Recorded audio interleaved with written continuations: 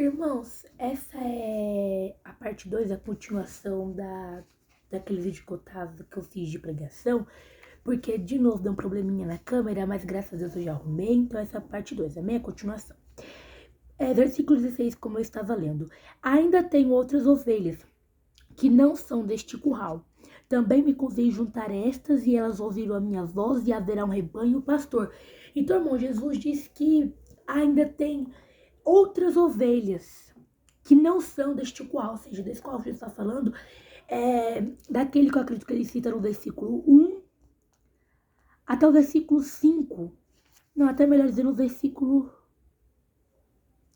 Eu acho que até mas até o 5, aquele qual que Jesus estava dizendo, e ele disse que ainda tem outras ovelhas que não são deste curral. E ele disse que também convém juntar estas, acredito, juntar todas. E elas ouvirão a minha voz, e haverá um rebanho e um pastor. Acredito que o pastor, irmãos, é Jesus, amém? Versículo 17.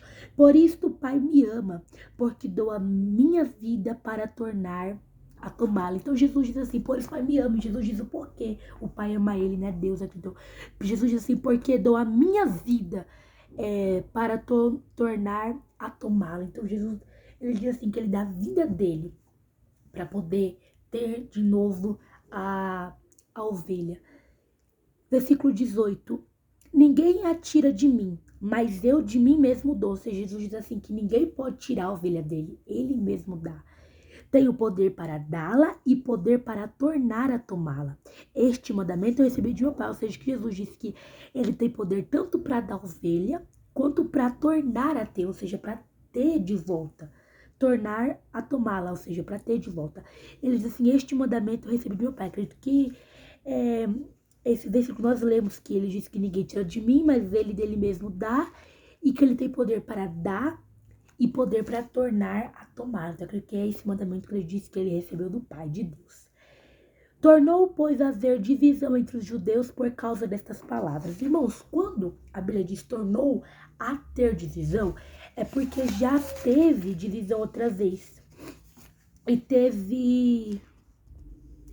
Lá em João, capítulo 7, versículo 43, que diz assim, assim entre o povo havia dissensão era divisão por causa dele. O povo se dividiu em grupos com opiniões opostas sobre Jesus. Então, novamente, houve divisão entre o povo, ou seja, o povo se separou. Houve divisão. Versículo 20. E muitos deles diziam, tem demônio, está fora de si. Por que ouvis?